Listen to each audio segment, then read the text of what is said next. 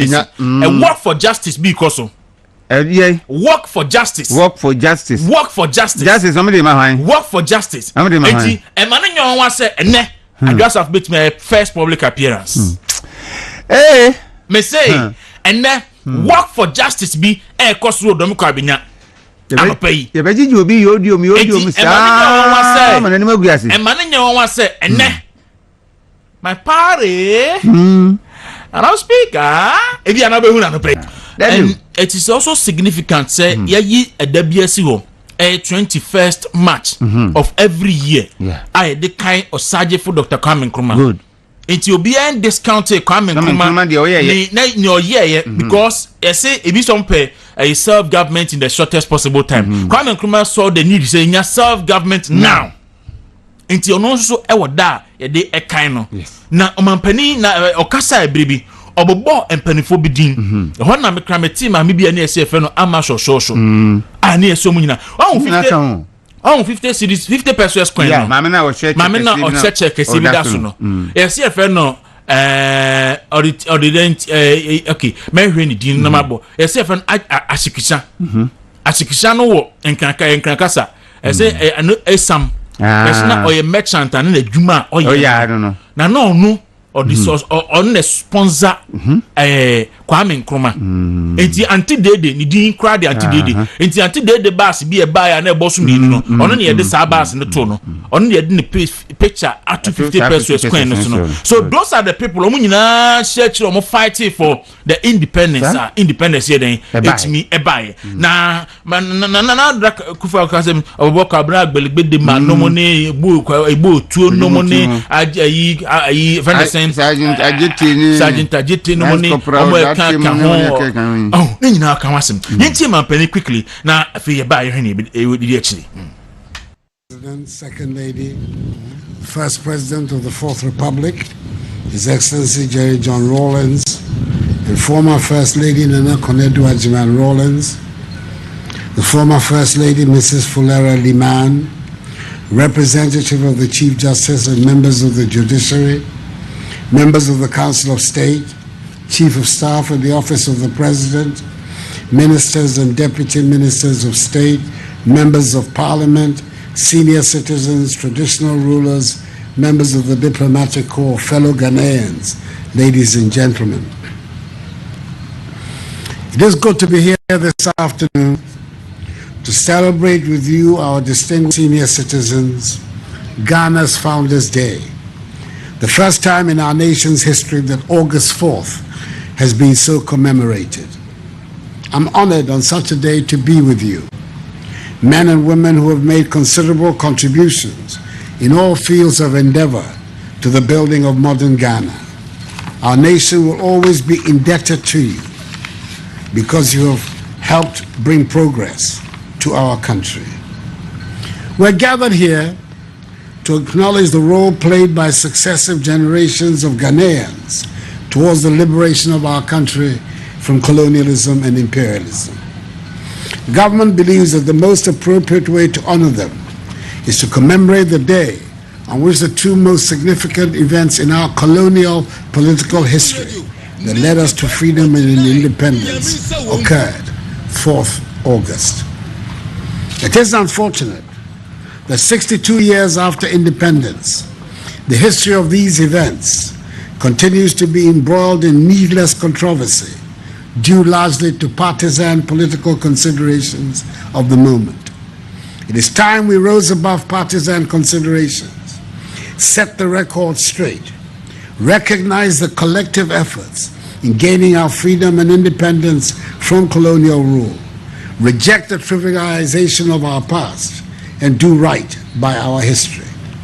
I'm glad that this date has now found root in our nation's calendar by Act of Parliament, and long may it so continue. Fellow Ghanaians, the importance and significance of 4th August in the life and history of our nation cannot be repeated enough. It was in Berlin, capital of Imperial Germany, in the latter part of the 19th century, in 1884 to be precise, that the representatives of the great powers of Europe, led by the Chancellor of the German Kaiser, Otto von Bismarck, and the Prime Minister of the British Crown, Benjamin Disraeli, met to put a formal seal on imperialist annexation and division of Africa in the Treaty of Berlin, paving the way for foreign exploitation and colonization of the continent. In the 3 decades after that infamous gathering, 90% of sub-Saharan Africa came under the control of European countries. With fascist Italy's takeover of Ethiopia in 1936, Liberia was the only nation in sub-Saharan Africa that remained independent. This led to the siphoning of our raw materials to build the economies of the colonial powers.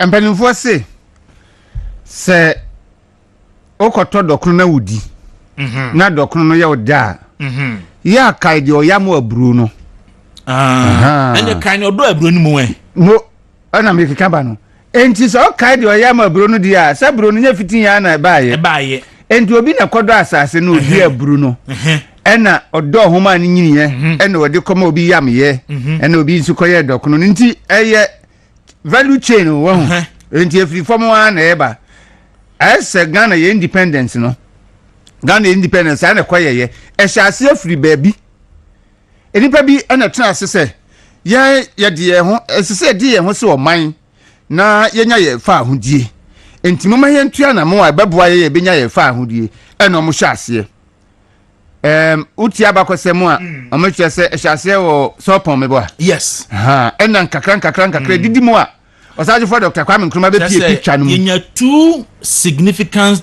events I see on the 4th August. Yes. Na bakusi 4th August. And no year 1897. Yes. And no year Brea Mensa Sabanom. And the foundation of independence in Ghana. Say of forming Aboriginal Right Protection Society. Yes. Abrea na kwesi Bruni say obefa ensase. And no mo sa society no. So many boy ensase mo ban. And year 4th August. Yes. 1897. And sana 4th August biom 1947. Good.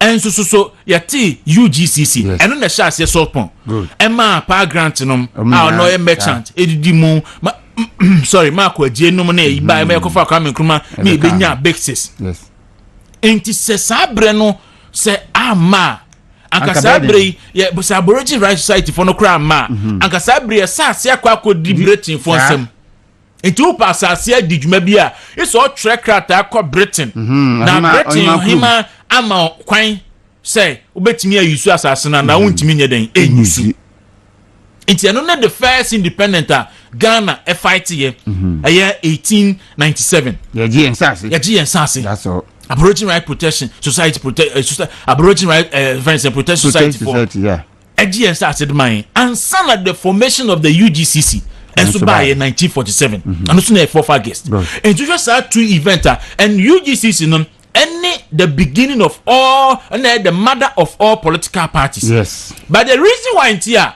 I am any penny being pronounced because UGCC no the tradition of this current party political tradition. More distorted history and fine because na history no say distorted history.